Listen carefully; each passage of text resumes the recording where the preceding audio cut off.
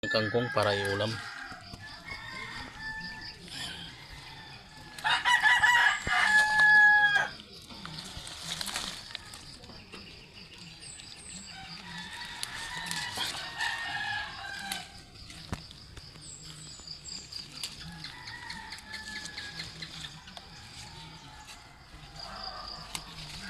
Tama na to.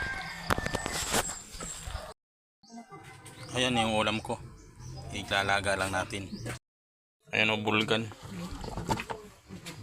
Kalahati ng ulo. Tara, ulam natin. Daghan pa man yan ni bugo-bugo. Daghan pa man yan, oh. Daghan pa bugo-bugo. Ulam ngayon. Itlog, yung paksiw na bunog. Paksiw na tilapia. Tsaka yun. Ang tinulang bulgan. Ayun o, bulgan.